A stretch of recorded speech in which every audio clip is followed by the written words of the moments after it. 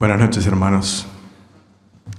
Un gusto para mí estar en esta noche aquí con ustedes a compartir esta sesión de la conferencia 2023 con el título general de la Iglesia ante la Cuarta Vigilia.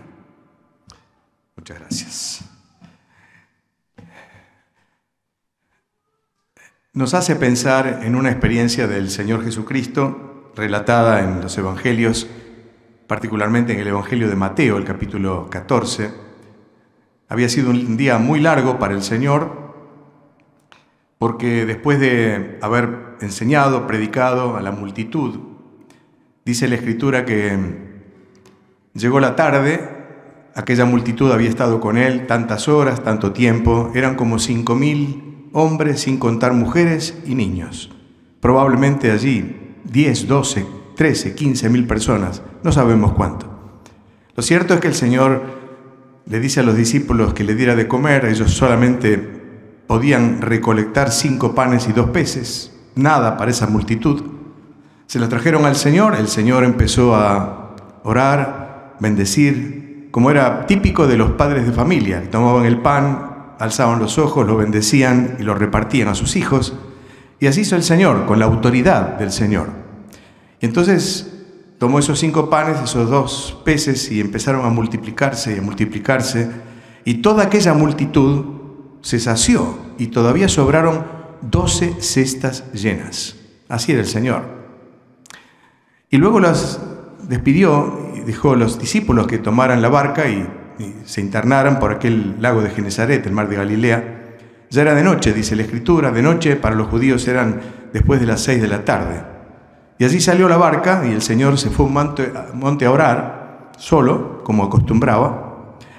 Y también, como sucedía, el viento empezó a soplar.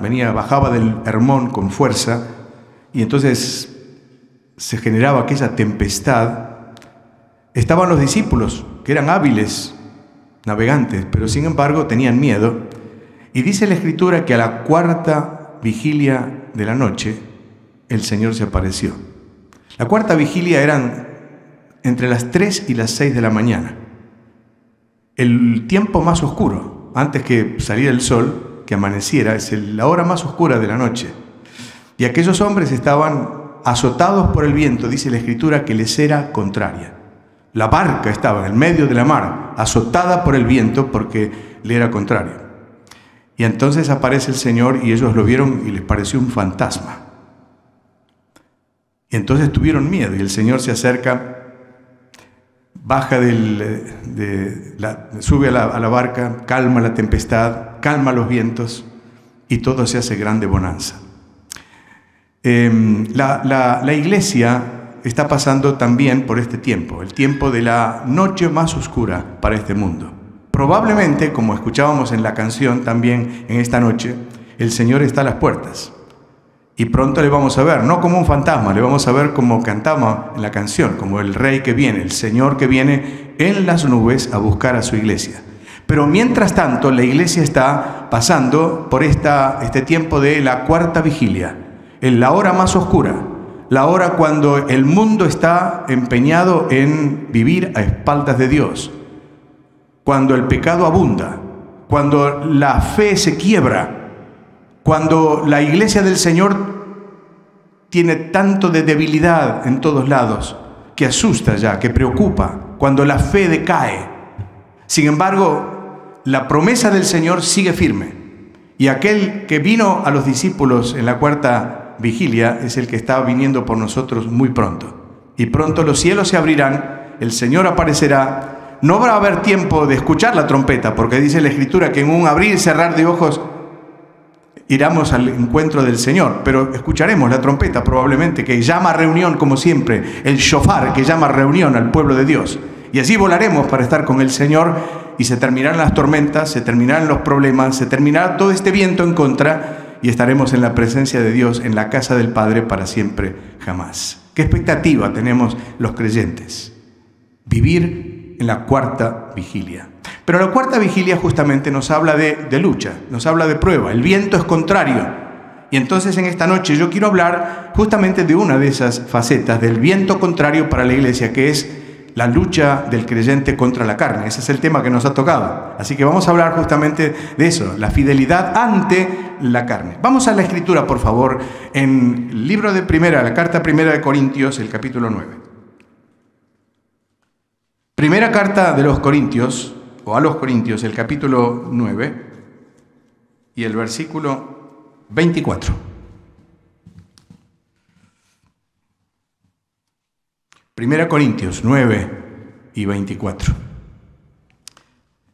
Con este contexto de la cuarta vigilia, del tiempo previo a la venida del Señor, del tiempo de lucha, del viento contrario, leemos en la Escritura lo que el apóstol Pablo escribe a los Corintios 9:24. Dice: ¿no sabéis que los que corren en el estadio, todos a la verdad corren, pero uno solo se lleva el premio?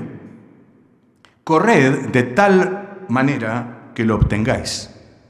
Todo aquel que lucha, de todo se abstiene. Ellos a la verdad para recibir una corona corruptible, pero nosotros una incorruptible. Así que yo de esta manera corro, no como la aventura.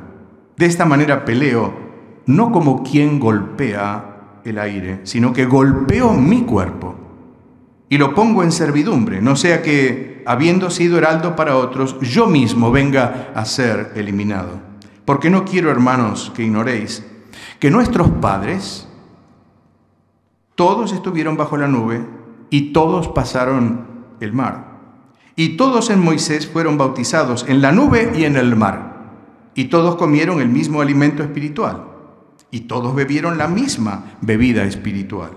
Porque bebían de la roca espiritual que los seguía, y la roca era Cristo.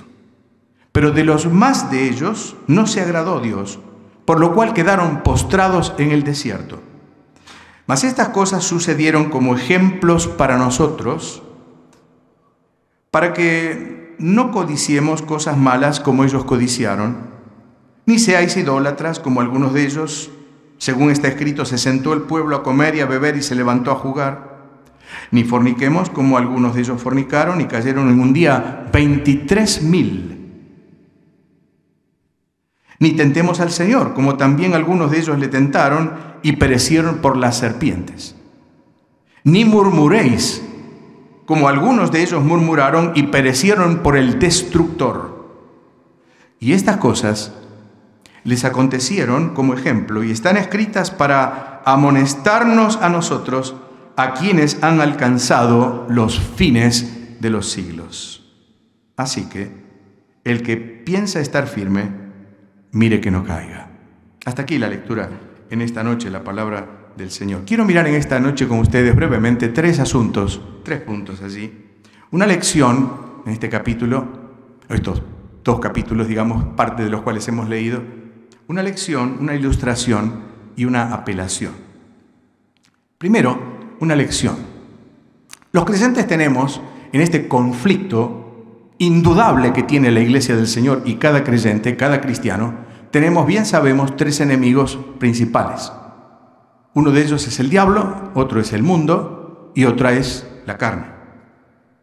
Este último, la carne, es un enemigo muy peligroso, sin lugar a dudas, porque nosotros podríamos en todo caso no dar lugar al diablo, podemos en todo caso no amar al mundo ni las cosas que están en el mundo, pero la carne, ese enemigo lo tenemos dentro, es invisible, pero está allí, está dentro de nosotros. Como diríamos, nos pertenece, está dentro de nuestro ser, vive con nosotros. ¿Qué es la carne? El término aparece muchas veces en la Biblia sin duda y por lo menos tiene tres conceptos principales. En primer lugar, carne es sinónimo de cuerpo. Aparece la palabra carne y uno dice, bueno, pero aquí lo que significa es cuerpo. Cuando, por ejemplo, leemos, no tenemos lucha contra carne y sangre, estamos hablando del cuerpo humano, de las personas.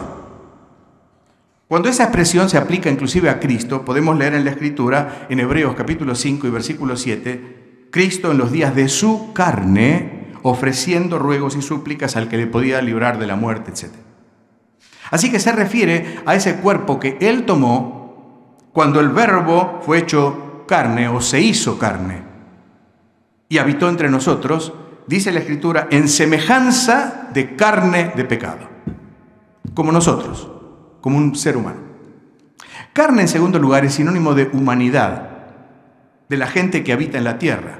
Por ejemplo, leemos allí en 1 Pedro, el capítulo 1 y versículo 24, palabras tan conocidas, que dice: toda carne es como hierba, y toda la gloria del hombre como la flor del campo. Toda carne, toda la humanidad, toda la gente que habita este planeta, que son todos débiles, perecederos sin duda, y todos necesitados de la salvación de Dios.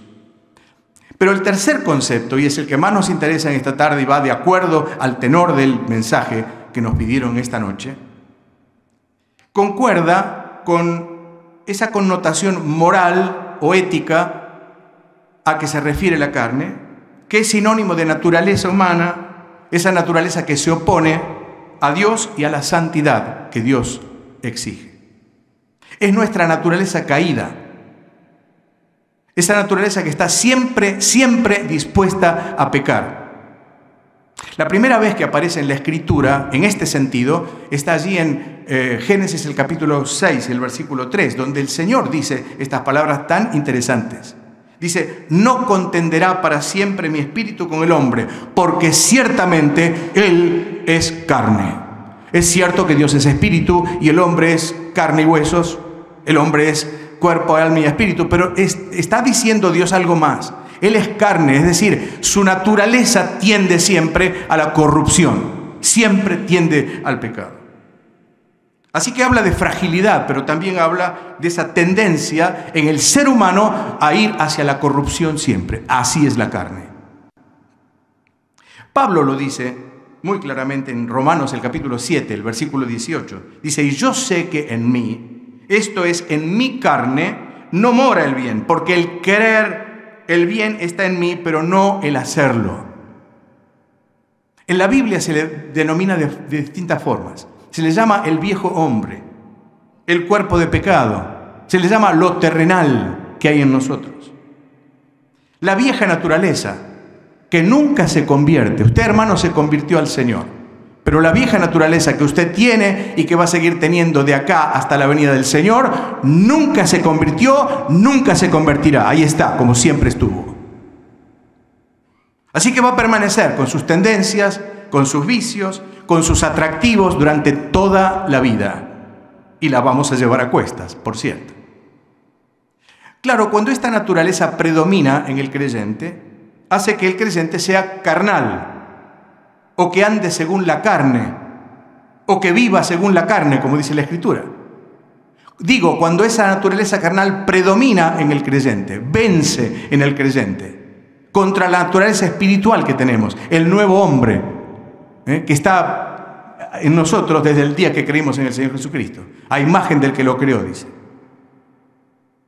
En el creyente es motivo de lucha permanente esa carne, sin duda, porque los deseos carnales, dice la Escritura, batallan contra el alma, se oponen a los deseos del Espíritu, bien claramente expuesto allí en Gálatas del capítulo 5. Dice así: el deseo de la carne se opone al Espíritu y el del Espíritu está contra la carne. Y ahí están luchando los dos. Alguien dijo: son como dos perros que luchan uno contra el otro. Uno blanco, uno negro. Si el perro negro, el de la carne, vence o está más alimentado, por supuesto, entonces va a ser el que gane. Si el perro blanco, por decirlo así, permitan la expresión, ese está mejor alimentado, entonces la carne quedará subyugada. Pero hay una lucha permanente entre los dos, uno contra el otro. Pablo enfrenta ese conflicto, sin lugar a dudas. Es un hombre igual que usted y que yo. Es como Elías, que dice la Escritura, estaba sujeto a pasiones semejantes a las nuestras. Y esa palabra pasiones justamente es la derivación de esa carne que hay en nosotros. Las pasiones, a veces incontroladas en el inconverso y a veces en el creyente carnal, incontroladas. Y Pablo dice en el capítulo 7 palabras que conocemos también. Dice: porque lo que hago no lo entiendo, pues no hago lo que quiero, sino lo que aborrezco, eso hago. De manera que ya no soy yo, dice, quien hace aquello, sino el pecado que mora en mí. Y yo sé que en mí, dice Pablo, esto es, en mi carne, no mora el bien. Porque el querer el bien está en mí, pero no el hacerlo. Porque, agrega, no hago el bien que quiero, sino el mal que no quiero, eso hago. Dígame si a usted no le pasa igual que a Pablo y a mí también. Es así. ¿Cuántas veces hemos dicho esto? El mal que no quiero hacer, eso hago. Y el bien que quiero hacer, no soy capaz de hacerlo. Y dice entonces el apóstol, porque según el hombre interior, el verdadero Pablo, el Pablo real, me deleito en la ley de Dios, dice. Pero veo otra ley en mis miembros, en mi carne, en mi cuerpo, pero además dominado por la carne, sujeto a la carne en todo caso, que se revela contra la ley de mi mente, que me lleva cautivo a la ley del pecado que está en mis miembros. Y concluye esa dramática exposición, porque realmente es dramática, diciendo, miserable hombre de mí, ¿quién me librará de este cuerpo de muerte? Es decir, de esta carne que me tiene subyugado, que me tiene preocupado. No soy capaz de hacer lo que yo quiero. Y era Pablo. ¿Qué vamos a decir nosotros? ¿Qué podemos decir? Si no lo mismo al menos. Hermanos, el conflicto de Pablo también es nuestro conflicto. Su conflicto, hermano, mi conflicto también. Cada uno de nosotros lucha contra ese principio adverso a Dios que está enquistado en nuestra naturaleza, que es la carne. La pregunta entonces es si hay alguna solución para esta contienda. ¿Sí? Podemos decir, alguien puede vencer esta contienda. Y podemos decir, sí es posible. Claro que es posible. Pablo, que también lo sufría, nos dice cómo, y lo hemos leído en esta noche. Voy a tratar de explicarlo muy sencillamente en los minutos que tengo, que ya no sé cuántos son, pero trataremos de hacerlo breve. El apóstol habla de una lucha aquí. Y el término que emplea en estos versículos que leímos es la palabra, la menciono porque tiene que ver con nuestro lenguaje. Es la palabra agona. Así se llamaba la lucha. Agona. De ahí viene la palabra agonía. La lucha era una agonía. ¿Qué es una agonía? Pues la agonía es la lucha entre la vida y la muerte, ¿verdad? Ese momento crítico en el cual o para un lado o para el otro. Así es la agona. Era una lucha profunda, una lucha realmente tremenda que se daba en su vida, en su cuerpo. Y entonces presenta esta lucha el apóstol, ilustrándola como una competencia de juegos, como se estilaba en sus tiempos, en el tiempo de Pablo. Eran los juegos ístmicos, allí en Corinto, solamente superado por los olímpicos que se daban en Atenas. Y entonces allí había varios deportes, y Pablo toma dos deportes, los usa más de una vez. Es el primero la carrera y después también el boxeo. Eran dos deportes que en aquel momento se estilaban. Claro, la carrera semejante a la nuestra, pero el boxeo mucho más cruel que el nuestro, ¿sí? Porque el boxeo era casi a muerte. Cuanto más sangriento, mejor. Y si morían en la contienda uno, pues mejor. Y si morían los dos, todavía mejor, ¿sí? Era más júbilo para los que lo veían. Y entonces Pablo allí habla de algunas cosas. En primer lugar, habla del premio que se otorga. Dice, la contienda tenía un premio que era la corona. Versículo 24, y lo hemos leído. Dice, los que corren el estadio, todos a la verdad corren, pero uno solo se lleva el premio, un premio solo. El premio consistía en una corona de laureles o de pino. Se ponía, era simbólica. Pero claro, al poco tiempo, naturalmente, esa corona se desvanecía. Pero el premio era tenerlo, llegar, ser el primero, vencer en la contienda. Ese era el asunto. En segundo lugar, habla de la disciplina que se necesita o que se requiere. Y eso era para ser más competente. Naturalmente había que tener una disciplina o una autodisciplina. Y dice, abstenerse a aquellas cosas que podían perjudicar el estado atlético de aquellos hombres.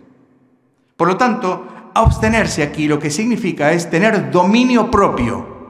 Ser capaces de dominarse a sí mismos para poder llegar a la contienda en buenas condiciones. Abstenerse, dice allí. De todo se abstiene. Ser dueños de sí mismo para saber qué conviene y qué no conviene. Y en tercer lugar, la efectividad que se necesita. El premio sí, la autodisciplina también, pero también la efectividad. Porque debían ser certeros en la competencia.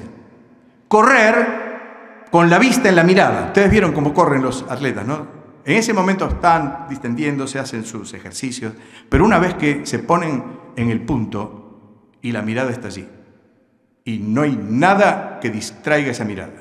El objetivo es llegar a la meta, y llegar primero a la meta, sin duda. Y allí está, Pablo está diciendo, el objetivo es llegar a la meta para tener el premio. Pero además pelear, y dice, yo no peleo, yo no corro como la aventura, es decir, tengo una meta para llegar, pero tampoco peleo pegando al aire, donde la energía se va. Yo tengo un contrincante allí, un adversario, y voy contra ese adversario, porque ese es el objetivo. Esa es la efectividad que yo tengo que tener para ganar en la lucha y para tener la corona. Pablo lo dice así. Alguien dijo que un soldado cobarde no gana ninguna batalla, que un entrenador tolerante no gana campeonatos. De eso podemos saber bastante aquí en Argentina. Tenemos que vernos siempre con guerreros en campaña y como atletas que se lanzan hacia la meta. Así debería ser el creyente. Indudablemente, hermanos, aquí hay una lección espiritual que podemos sacar en esta noche y se desprende muy fácilmente. En primer lugar, el premio. Los creyentes también tenemos la promesa. Todas las promesas del Señor Jesús son aliento para nuestra fe, ¿verdad? Y entre ellos el premio que aguarda a los creyentes. Y la palabra del Señor dice que ellos recibían una corona corruptible, pero nosotros una incorruptible. Nunca se perderá su vigor. Allí estará por los siglos de los siglos. No sé si en nuestras sienes o volcadas a los pies del Señor, pero ahí estará la corona que los que venzan en la contienda van a llevar. En segundo lugar, la autodisciplina que se requiere, igual que aquellos. Y los creyentes también necesitamos justamente esa autodisciplina. Pablo la explica en el versículo 27 y dice, yo golpeo mi cuerpo y lo pongo en servidumbre. Literalmente quiere decir, golpeo debajo de mis ojos para dejarlos amoratados. Esa es la idea. Ese es exactamente lo que quiere decir. En otras palabras, me pongo un ojo morado de tanta autodisciplina que tengo. Bueno, algunos entendieron mal esto de golpeo mi cuerpo y lo pongo en servidumbre, y entonces optaron por las flagelaciones, ¿verdad? Los ascetas. Y se golpeaban. Lutero fue uno de ellos, ¿se acuerdan? Lutero también tenía ese problema, el problema de que él quería vencer su carne. Y entonces estaba allí en su monasterio, en su celda, y de noche se golpeaba y se laceraba, y aquel hombre no encontraba la paz hasta que encontró la paz leyendo la palabra de Dios y en la gracia de Dios. No es eso, naturalmente, no es golpear el cuerpo en forma física, no tiene ningún sentido. Ninguna de estas cosas hacen que la carne sea dominada. También lo dice la palabra de Dios. Pablo nunca tampoco vio su cuerpo como algo pecaminoso, sin duda, para golpearlo. Pablo entendía que su cuerpo era un instrumento para dedicar al Señor. Eso lo dice muy claramente allí en Romanos, capítulo 12, verso 1, ¿verdad? Que presentéis vuestros cuerpos como un sacrificio vivo, santo y agradable a Dios. De eso se trata. El cuerpo no es malo en sí mismo. La carne que está dentro, ese principio sí es malo, pero es que vencerlo espiritualmente, no de otra forma. Físicamente no tiene sentido. No adelanta. Entonces, ¿qué significa golpear el cuerpo y ponerlo en servidumbre? Pablo lo que no deseaba es que su cuerpo fuera su amo, que le dominara, sino que él mismo pudiera tener pleno dominio de sus emociones, de sus tendencias, de sus pasiones, tenerlas allí abajo, ponerlas bajo control, hacerlos como un esclavo, que le obedecieran a él, y eso es lo que tendía Pablo a hacer. El hecho, dice Pablo, es que si yo soy heraldo para otros, es decir, si yo transmito un mensaje que no es mío, es del rey, como hacían los heraldos en la antigüedad, si nosotros somos heraldos del rey, justamente del Señor, portavoces de la palabra de Dios, dice, no sea que yo, siendo heraldo para otros, yo mismo sea eliminado, dice. En realidad la palabra que utiliza el apóstol allí justamente es esa. Eliminado. En la versión anterior, para aclarar, en la 1909 decía reprobado, y muchos pensaban que ese reprobado significa perder la salvación. Sabemos que eso no tiene nada que ver. No tiene que ver el estar eliminado, reprobado con asuntos de salvación, sino en todo caso, la palabra sería, y se usa mucho en el deporte, descalificado. Permítanme, que lo entendemos bien, que nos saquen una tarjeta roja. ¿Se entiende eso? Tarjeta roja. Fuera del equipo. Ya. Fuera de la cancha. Ya está. Descalificado totalmente, fuera de la competencia. Hay un libro muy interesante que es bueno para leer, dice, es de F.B. Meyer. En realidad son varios artículos, porque es un reprobado y varios artículos, o varios, varios otros mensajes de Meyer, con la calidad, con la poesía de F.B. Meyer también. Y Meyer cuenta de una lapicera, dice, estamos hablando del siglo XIX, o sea, lejos. Tenía una lapicera siempre de tinta, dice, conseguí una lapicera automática, dice. Pero cuando le eché a andar, empezó a perder tinta y me manchaba todos los dedos. Así que llegó un momento que dije, basta, esta no sirve más. La guardé en un cajón y salí y compré otra lapicera. Y esa sí anduvo. Y entonces dice Meyer, muy simpáticamente, dice, cada vez que yo miraba esa lapicera, pensaba, ¿qué diría esa lapicera de mí? Y la lapicera diría, bueno, antes me usaba, ahora no me usa. Ahora me tiene abandonada en este cajón. No me saca nunca, me cambió por otra. Dice, y esa es la sensación de alguien que está descalificado. Está puesto en costado, no se usa, no se necesita porque no funcionó. Y Pablo dice, yo no quiero ser así.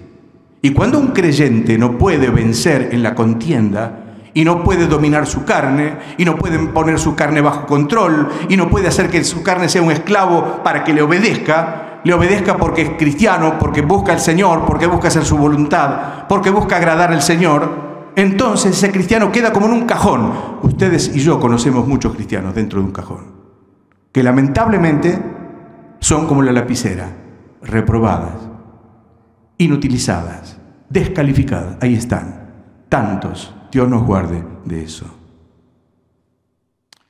Una lección, una ilustración. Pablo en el capítulo 10 avanza con varios asuntos que tienen que ver con esto justamente de la carne, varios ejemplos de la carne en la experiencia del pueblo de Israel, que es un ejemplo para nosotros. Pablo lo dice, ellos son como un ejemplo para nosotros, a quienes han alcanzado los últimos siglos, los fines de los siglos. Y entonces habla aquí de que aquellos habían atravesado el mar y habían estado bajo la nube, y nosotros también, es semejanza de lo nuestro, nosotros también un día atravesamos el Mar Rojo, dejamos Egipto atrás con su esclavitud, con su miseria, ¿cierto? Y hemos estado bajo la nube en el sentido de que estamos guiados por el Señor, por el Espíritu de Dios. Ellos seguían una nube de día y con una columna de fuego de noche, ¿verdad? A través del desierto. El creyente no tiene una nube, pero tiene la presencia del Señor, la guía del Señor, de su palabra y de su Espíritu. Pero además dice, también ellos tenían el alimento espiritual. Y el alimento espiritual para nosotros no es más que la persona de Cristo, el pan de vida, igual que ellos. Ellos recibían maná del cielo y nosotros tenemos al perfecto maná, al pan del cielo en nosotros. Pero dice también, ellos también tenían la bebida espiritual. Y la bebida espiritual que los seguía era Cristo, dice. La roca que les seguía era Cristo. Y nosotros tenemos también a Cristo, porque la Escritura nos lo dice. Cuando Él dijo, el que bebiere del agua que yo le daré, no tendrá sed jamás, sino que el agua que yo le daré será en él una fuente de agua que salte para vida eterna. Así que, hermanos, muy parecido al pueblo de Israel, ¿verdad? Salir de Egipto, cruzar el Mar Rojo, estar en la dirección del Señor, tener la abundancia de comida espiritual y también la abundancia de bebida espiritual. Y luego dice el apóstol una triste realidad, dice, pero de los más de ellos no se agradó Dios, por lo cual quedaron postrados en el desierto. Y efectivamente fue así. Salieron unos 2 millones. ¿Y cuántos entraron? 2. La proporción es abrumadora, ¿eh? 1 en 1 millón. 1 en 1 millón. El resto quedaron en el desierto, postrados. ¿Cuál fue la razón? Bueno, Dios no se agradó de ellos porque vivieron según la carne. Y los que viven según la carne, dice la Escritura en Romanos 8:8, no pueden agradar a Dios. Ahora, podemos observar rápidamente las fallas de ellos y sacar una lección para nosotros en esta noche. Porque el versículo 6 dice, estas cosas sucedieron como ejemplo de nosotros. Y destaca 5 manifestaciones de la carne de aquel pueblo que tenemos que tener en esta noche nosotros presentes. Porque podemos hacer lo mismo que ellos.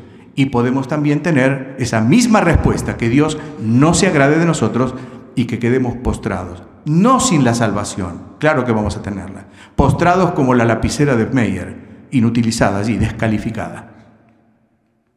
En primer lugar habla de la codicia. Dice en el versículo 6, no codiciemos cosas malas como ellos codiciaron. Codicia es un sentimiento de la carne que desea aquellas cosas que no son de Dios, sino del mundo. Al igual que Israel, que no se satisfacía con el alimento espiritual, sino que codiciaba aquello que había dejado atrás, en Egipto, en la esclavitud de Egipto. Y sin embargo, codiciaba eso, los puerros, las cebollas, ¿recuerdan? Esa comida triste, pobre, de esclavos, pero eso es lo que codiciaban. Preferían el pan del mundo al pan que Dios le daba cada día, sin duda. Despreciaban la provisión que Dios les daba. Y eran como el pródigo, estaban deseando las algarrobas del chiquero antes que la comida de la casa del Padre. Así que se refiere a las cosas que Dios no les otorgaba y que ellos deseaban con desenfreno total, expresando descontento y expresando egoísmo al mismo tiempo. Tenían un vivo deseo de las cosas prohibidas. Bueno, es muy triste cuando un creyente aborrece el pan del cielo para deleitarse con las cosas que el mundo da. Enredarse en prácticas, en costumbres, en pasatiempos, en diversiones que el mundo ofrece, antes que pasar tiempo en la presencia de Dios, ocupado en las cosas de Dios, en la oración, en la meditación, en el estudio de la palabra del Señor, en la comunión con su pueblo. Y hay creyentes también que codician las cosas del mundo en vez de las cosas del Señor. Es un pecado triste, porque la Biblia dice que quien ama al mundo, el amor del Padre no está en él. Y por eso Juan dice en 1 Juan capítulo 2, no améis al mundo ni las cosas que están en el mundo. El mundo, esa esfera de la actividad gobernada por Satanás en abierta oposición a Dios y a sus leyes. El mundo que se manifiesta, dice la Escritura, en los deseos de los ojos, los deseos de la carne y la vanagloria de la vida. Cuando un creyente no se conforma con lo que Dios le da, se vuelve envidioso, se vuelve codicioso y desea de cualquier forma alcanzar aquello que quiere.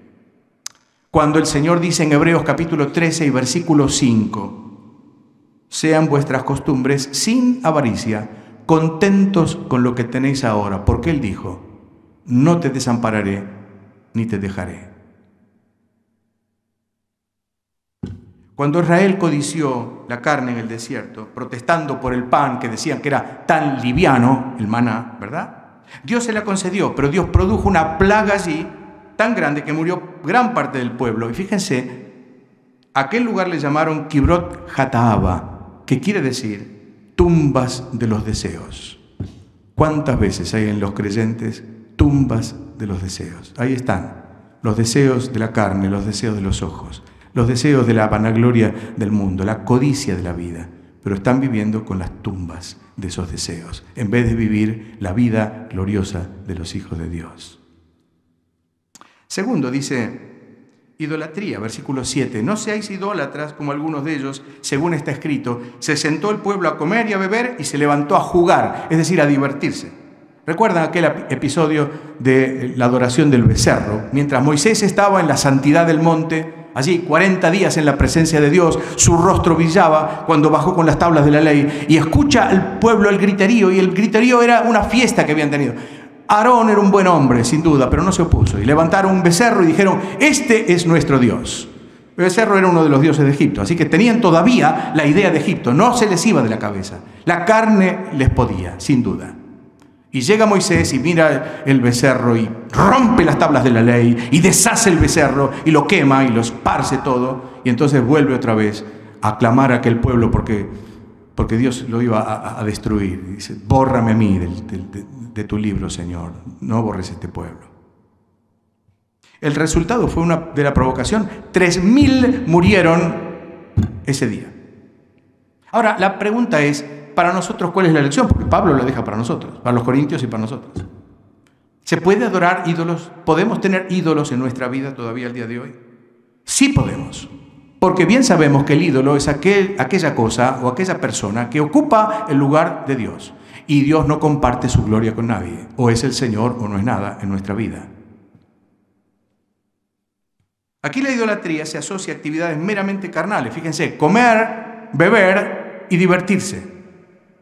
Y a veces justamente todas esas cosas que son meramente terrenales, que son para aquellos que, como dice Pablo, solo piensan en lo terrenal, es la obsesión de muchos. El comer, el beber, el tener, el divertirse, y eso es la vida. ¿Son creyentes? Lo son.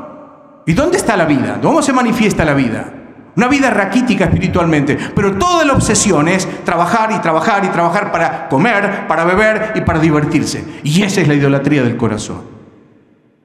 No está mal la diversión, sin duda, no está mal. Hacemos bien en descansar. El Señor mismo le dijo a sus discípulos, venid aparte y descansad un poco. Está bien, tiene que tener lugar en nuestra vida. El problema es cuando la diversión, la ociosidad en este caso, ocupa un lugar desmesurado en nuestra vida.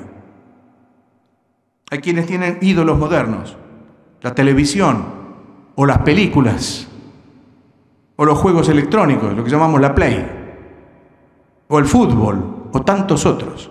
Y no estoy diciendo que eso sea pecaminoso en sí mismo si sabemos poner un filtro. Hermanos, pongamos un filtro, siempre. Pongamos un filtro a lo que vemos. Pero cualquier tipo de diversión, desmesuradamente, se transforma en un ídolo para nosotros.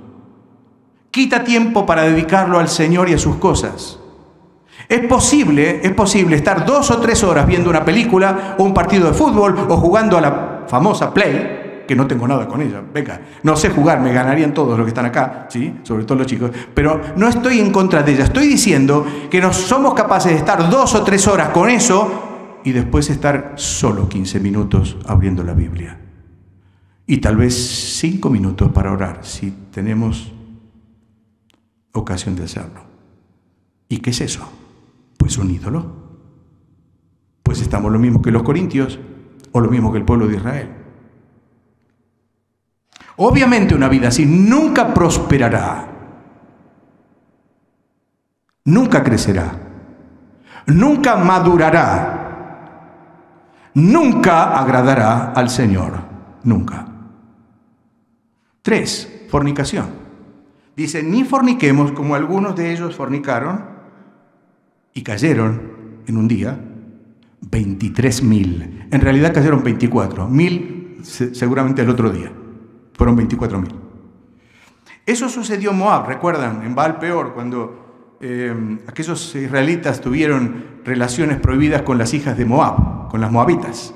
Todo seguramente por la inducción de Balaam, ¿recuerdan? El profeta falso. Porque lo dice, cuando uno va a la iglesia de Pérgamo, dice justamente eso.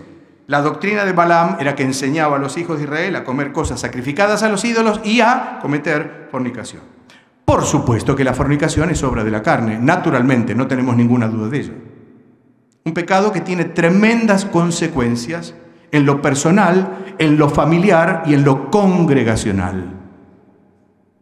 Y que todo creyente debe tener muy en cuenta para no caer en esa transgresión. Lamentablemente, hermanos, es más común de lo que pensamos, permítanme decirlo, en el pueblo de Dios.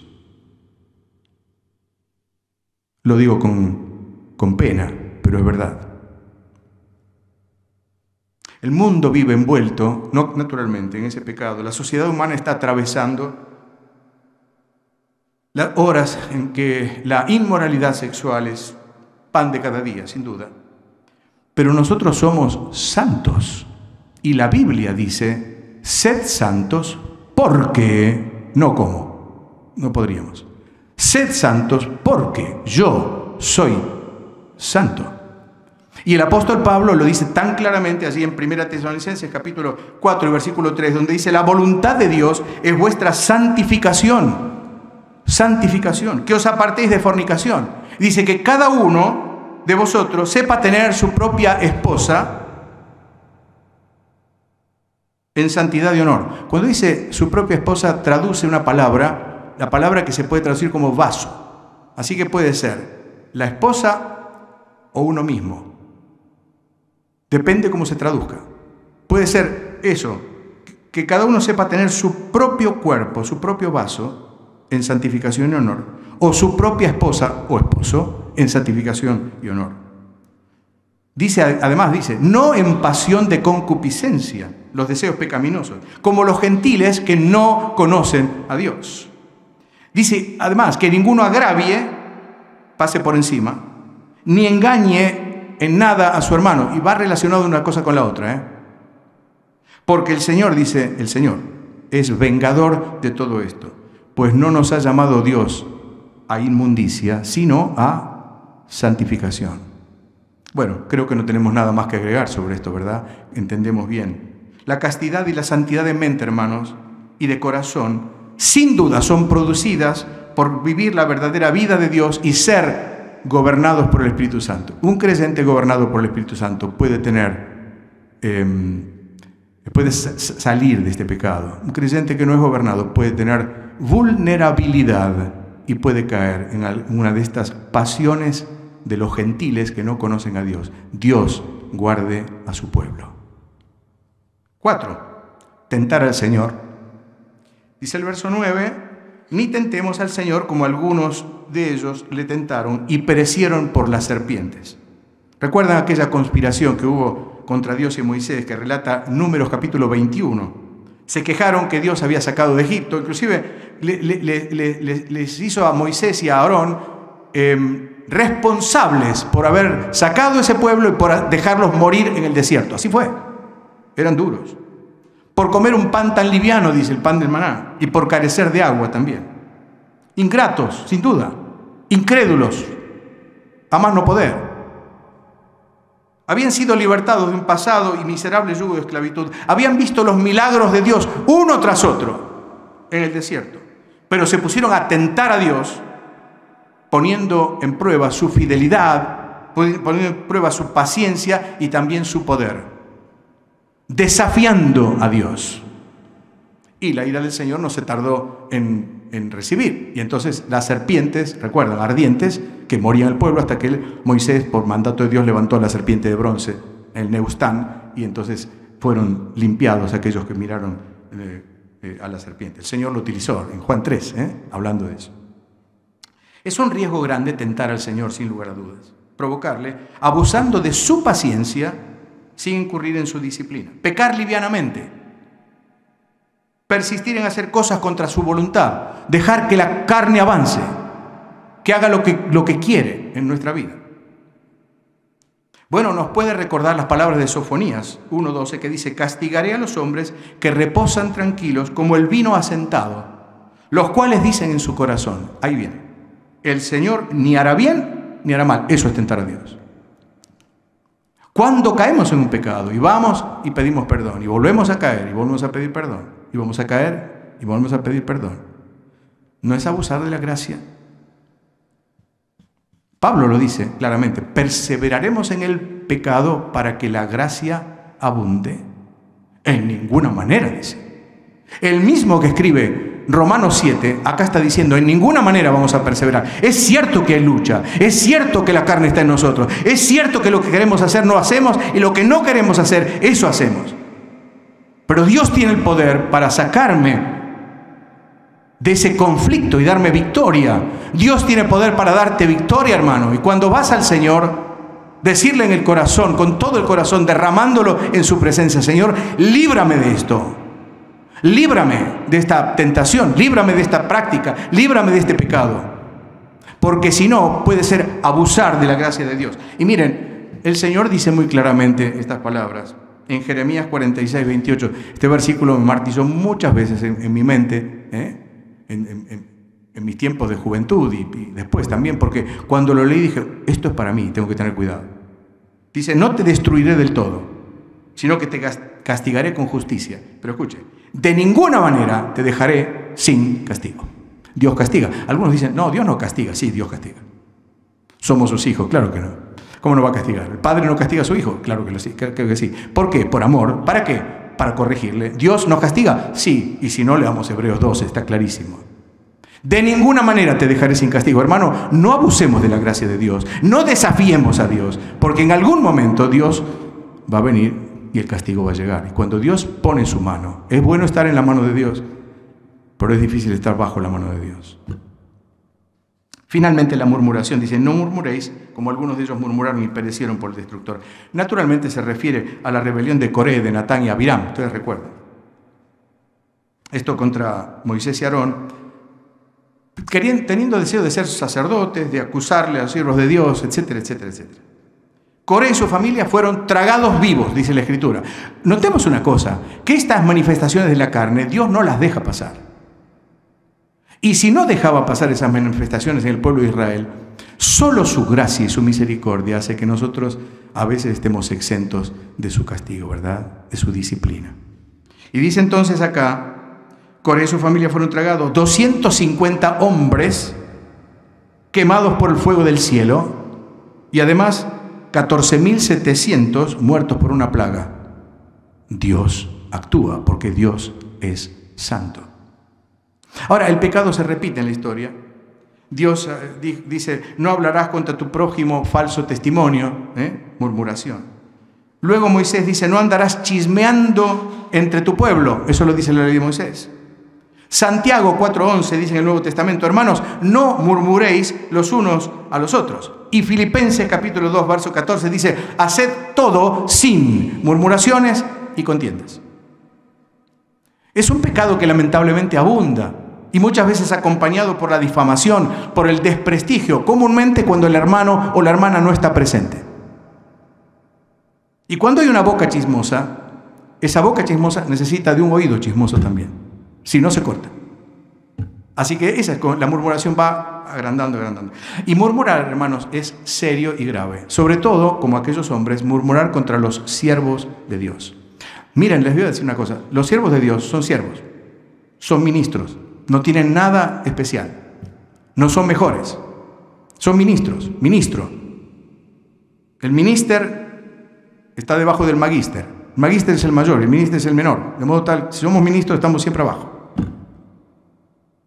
Cuando los hermanos, allí en Hechos capítulo 6 dice, nosotros, y eran los ancianos, persistiremos en la oración y en el ministerio de la palabra, otro servicio. Cuando un hermano está aquí arriba, no está con autoridad, Dios le da la autoridad, pero por la palabra, no por el hermano. ¿Por qué? Porque es un ministerio, es un servicio. Yo estoy ahora sirviéndole a ustedes. Ustedes están sentados, yo estoy trabajando. Estuve trabajando y estoy trabajando. Y no estoy diciendo nada más, el Señor me lo dio desde luego. Pero estamos haciendo un servicio para Dios y para los hermanos. Por lo tanto, Dios protege a los siervos suyos. Dios cuida y Dios respalda a sus siervos. Es difícil hablar contra los siervos de Dios, contra los ancianos de la iglesia. Ellos van a dar cuenta ante el Señor. Por supuesto que van a dar cuenta de su trabajo. Pero el pueblo de Dios va a dar cuenta también de obedecer a sus pastores. Y así lo dice la palabra de Dios. Pero esperen, todavía peor. Porque en la murmuración también puede haber hermanos espirituales. Aarón y María también murmuraron contra Moisés, más contra la esposa de Moisés, que era Cusita, es decir, de tez negra, de Cus. Y habrán dicho, mira la negrita esta que está ahí. Ya, se cree la mujer del patrón, ¿sí? O del que manda, en todo caso. ¿Y qué pasó? Pasó que Dios tomó cartas en el asunto y María se llenó de lepra y estuvo lejos del campamento. Y lo peor, que el pueblo de Dios no avanzó en ese tiempo. Dios protege también a la esposa, a los hijos del pastor. También lo hace. No porque ellos sean más, sino porque el pueblo de Dios debe para ellos todo el cariño, el respeto, la oración, el apoyo, etc. Ojo con la murmuración, cuidado con la murmuración. Finalmente, hermanos, una lección, una ilustración, una apelación. Los versículos 11 y 12. Pablo citaba los pecados de la carne del pueblo de Dios, sus lamentables consecuencias también. Y dice, estas cosas acontecieron como ejemplo y están escritas para amonestarnos a nosotros, a quienes han alcanzado los fines de los siglos. Queridos hermanos, estamos viviendo la cuarta vigilia, sin duda. El viento del mundo es contrario para la iglesia del Señor. Estamos en nuestro peregrinaje, por otra parte. Estamos transitando como el pueblo de Israel por este mundo, por este peregrinaje, hasta llegar, no es exactamente el modelo, el ejemplo, el tipo, llegar a la tierra que fluye leche y miel, llegar al cielo, pero no es el momento de explicarlo tampoco. En definitiva, un día nuestro peregrinaje va a terminar y la palabra de Dios nos dice, en palabra de Pedro, amados, yo os ruego a que como extranjeros y peregrinos os abstengáis de los deseos carnales que batallan contra el alma. Sin duda, debemos ser esta última generación. Alguien dijo, probablemente seamos la última generación de la historia. No sé si yo, tal vez, Pero aquí hay jóvenes, y probablemente a esos jóvenes le toque, tal vez, ojalá también a nosotros, que el Señor venga y nos lleve. Pero si estamos viviendo esa última generación de la historia, si estamos viviendo en los estertores de una sociedad paganizada, inmoral, enajenada de Dios, viviendo en malicia, en envidia, envuelta en sus pecados, en el poder de la carne, ¿qué tenemos que hacer hoy en día? Y esta es la reflexión final. En primer lugar, tener en cuenta la amonestación y los ejemplos que pone la palabra de Dios. Pensar, el que está firme, mire que no caiga. Advertencia del Señor. Segundo, abstenerse de toda especie de mal, procurando tener vidas llenas del Espíritu, controladas, gobernadas por el Espíritu de Dios, para que Él nos dé el dominio propio para abstenernos de esos deseos carnales y poner nuestra carne allí, en sujeción, en esclavitud, y ser con dominio propio nosotros, con el poder de Dios, los dueños de ella. Tercero, recomendar o cumplir más bien lo que el apóstol recomienda a los Gálatas, que dice: andad en el Espíritu y no satisfagáis los deseos de la carne, o mejor explicado. Andad en el Espíritu, andad en la esfera del Espíritu, andad en el poder del Espíritu, en la voluntad del Espíritu de Dios, revelada en su palabra, y no satisfaréis, es así, no satisfaréis, sin duda, los deseos de la carne. Quien anda en el Espíritu no satisface los deseos de la carne.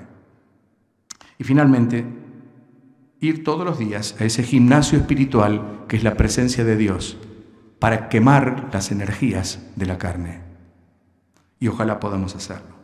Podemos tener victoria sobre nuestras pasiones sin lugar a dudas y conseguir lo que el título de esta noche nos pide: verdadera fidelidad ante la carne. Que Dios añada su bendición.